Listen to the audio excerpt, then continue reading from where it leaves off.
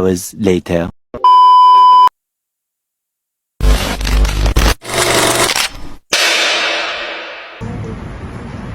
Assalamualaikum warahmatullahi wabarakatuh. Halo, selamat sore teman-teman. Puji syukur kehadirat Allah Subhanahu wa Ta'ala yang telah memberikan rahmat dan hidayahnya kepada kita semua. Karena di pertemuan kali ini kita masih dipertemukan bareng-bareng. Saya Salwa selaku moderator pada debat kali ini ditemani oleh Cikita sebagai tim pro dan Faiz sebagai tim kontra. Dalam debat kali ini kita akan membahas tentang Pancasila seharusnya menjadi dasar dalam pembangunan ekonomi nasional. Nah, pada perdebatan kali ini kita akan membahas perusahaan merusak lingkungan. Kenapa sih kita membahas kasus perusahaan merusak lingkungan? Karena contoh kasus ini ada sangkut pautnya dengan nilai-nilai Pancasila. Contohnya yaitu misalkan mencemari lingkungan masyarakat yang membuat masyarakat terpapar penyakit dan yang lain-lain. Itu hanya perumpamaan ya teman-teman. Jadi untuk info lebih lanjut kita mulai saja ke perdebatannya. Baik, yang pertama kita akan mulai di tim pro untuk pembukaan pertamanya. Saya dari tim pro ini menolak keras untuk perusahaan membuang limbah ke sungai. Karena apa, itu kan menjadi sumber mata air bagi warga. Kalau misalnya warga tidak ada sumber mata air gimana kan? Jadi yang pertama itu kalau misalnya kita sebuah perusahaan membuang limbah ke sungai kan itu termasuknya dalam jangka panjang dong pastinya. Jadi nanti misalnya ikan-ikan pada mati gimana, kayak ekosistem di laut gimana kan? Jadi bahaya banget untuk kita sebagai warga. Yang kedua itu perusahaan kan ini mempunyai tanggung jawab yang besar atau mempunyai penghasilan yang besar kan. Kenapa kita sebagai warga biasa ini harus menerima konsekuensi itu? Karena kan itu menjadi sumber mata air kita. Kenapa harus ada limbah pabrik yang dibuang ke situ gitu. Cukup itu saja. Lanjut kita dengarkan pendapat dari tim kontra. Jawab dari pembahasan dari tim kontra adalah karena banyak keuntungan untuk warga sekitar dari berdirinya perusahaan tersebut, akan menjadinya banyak lapangan pekerjaan, menjadinya keuntungan untuk kita semua agar kita mendapatkan keuntungan dari berdirinya perusahaan tersebut. Karena perusahaan tersebut dengan itu memberikan keuntungan kepada warga sekitar, dikarenakan mencemari lingkungan orang sekitar. Untuk kita tuju agar melihat itu untuk mengurangi pengangguran di sekitaran perusahaan tersebut. Berarti menurut tim kontra itu mengurangi pengangguran ya? Iya. Pengangguran berarti ini sama aja kayak menciptakan lapangan pekerjaan baru atau Iya. bagaimana? Jadinya berdirinya perusahaan itu bisa jadi untuk warga-warga sekitar itu untuk bekerja di situ dan kita mendapatkan keuntungan dari perusahaan tersebut. Baik, jadi maksud tim kontra itu selain karena satu sisi positifnya itu untuk menambah lapangan pekerjaan baru gitu ya Pak. Oke, baik. Begitu ya teman-teman untuk pembukaan pertama dari tim pro dan tim kontra. Lanjut nih kita ke pembahasan selanjutnya yaitu sanggahan. Apa sih coba sanggahan dari contoh kasus perusahaan merusak lingkungan ini? Pertama dari kita dulu deh. Tunggu dulu deh. Tadi kan kata tim kontra ini bahwa sebuah perusahaan membuang limbah ke sungai itu kan bisa menciptakan lapangan pekerjaan baru. Benar. Tapi kan gimana ya, kita sebagai warga juga harusnya mikir nggak sih, kayak kan kita ini bisa menjalankan ekonomi dan juga lingkungan secara barengan. Kenapa harus ekonomi aja yang dijalankan, lingkungannya diabaikan gitu aja? Untuk tim Dikarenakan kehidupan sehari-hari itu membutuhkan ekonomi. Jadinya ada perusahaan yang dekat, ada perusahaan yang ngasih pekerjaan untuk keuntungan warga-warga sekitar, kita harus mengambil itu tersebut. Cara menangani kecemaran itu kita menggunakan dengan ekonomi yang diuntungkan dari perusahaan. Ada tambahan lagi untuk kita? Kan perusahaan juga bisa memanfaatkan gak cuma di sungai aja, kayak misalnya di perkantoran dia bisa menyewa apa gitu kan, gak perlu di sungai yang notabene itu kan air punya kita, punya warga. Kalau misalnya warga nggak ada air bersih, ya gimana, nggak bisa.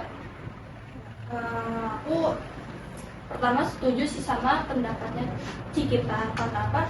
Karena kan sungai itu mengalir ke berbagai tempat, ke berbagai daerah ya teman-teman. Jadi salah satunya itu sungai itu bisa menjadi kayak air untuk sawah. Jadi kalau misalkan air sungai ini tercemar oleh limbah pabrik atau limbah perusahaan lainnya, itu perusahaan yang tidak bertanggung jawab ya teman-teman, itu kayak mungkin akan ngebuat si sawah ini pun rusak gitu ya, rusak. Terus jadi pendapatan beras untuk masyarakat pun mungkin akan berkurang atau tidak seperti biasanya.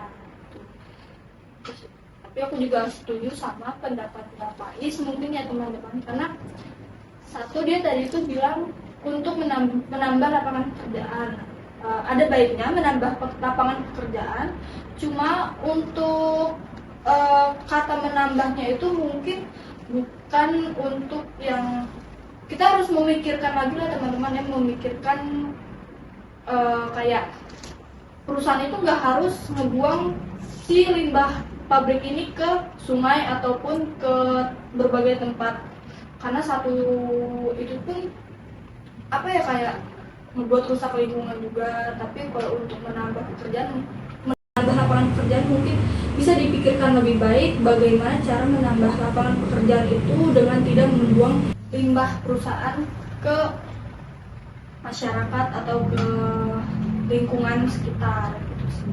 Apakah ada saran lain mungkin dari Pak Is? Tadi kan kita sudah menanyakan tambahan.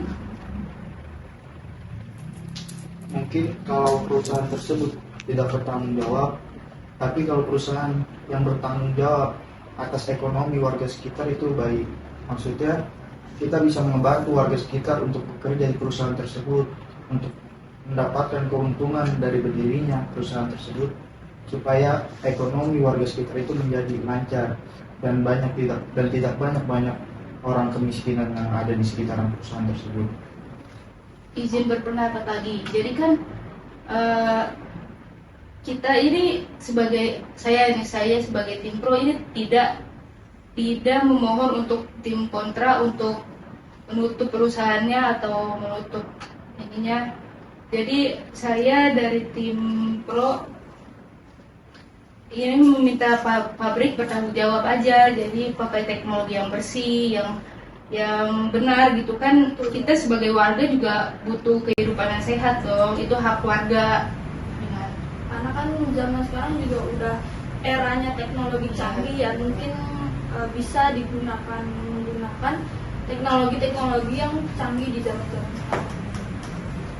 Perubahan untuk mencemari itu akan lama-lama untuk menghilangkan kecemaran dari perusahaan tersebut, itu lama-lama bisa berkurang dan bisa tidak akan ada lagi. Dikarenakan berjalannya waktu, berjalannya perusahaan itu berdiri, seorang owner dari perusahaan tersebut akan berpikir untuk tidak mencemari warga sekitar, karena dari itu juga bisa merusak sekitaran dari perusahaan tersebut dan bikin perusahaan tersebut menjadi ditutup oleh pemerintah. Tapi aku mau nanya nih sebelumnya, kan dari contoh kasus yang kita ambil penyemaran perusahaan merusak lingkungan itu kan banyak kayak oknum perusahaan gitu yang tidak bertanggung jawab atas pembuangan limbah perusahaannya ke lingkungan sekitar. Itu bagaimana menurut Pak? Apa boleh ulang?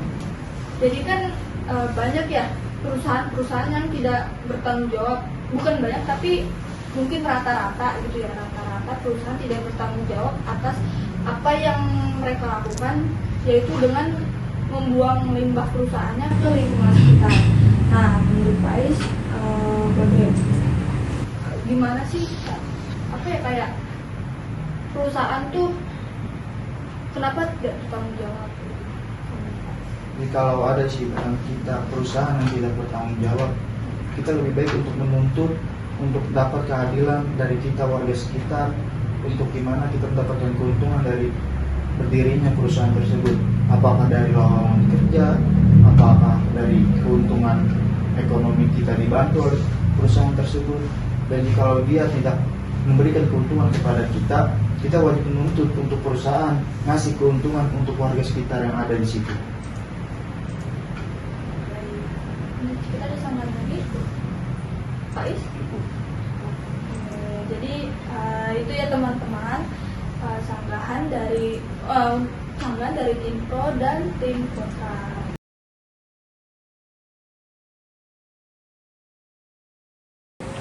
Oke, jadi kita lanjut ke sesi tanya jawab ya teman-teman. Aku salah nih tanya-tanya. Untuk pertanyaannya, mengapa kerusakan lingkungan dalam pembangunan ekonomi dianggap bertentangan dengan Pancasila? Jadi menjawab, saya dari pihak tim pro ingin menolak secara keras bahwa perusahaan ini jangan membuang limbah ini ke pabrik. Kan ada secara teknologi yang lain kan yang lebih bermanfaat mungkin. Ini kan rusak banget. Jadi kan ini tercantum dalam sila pertama ya, ketuhanan yang Maha Esa, di mana kan kita diajarkan untuk kebersihan, menjaga lingkungan, alam semesta, dan juga kan iman juga kebersihan juga sebagian dari iman. Kita harus menjaga kebersihan tersebut, alam semesta tersebut. Kalau kita lihat dari sila ketiga Persatuan Indonesia, baiknya kita mengasih untung dalam pekerjaan tersebut, mengasih untung dengan cara kita menormalkan ekonomi warga sekitar. Kita bisa membangun yang namanya Persatuan Indonesia itu saling membantu dan dapat menguntungkan secara ekonomi warga-warga sekitar.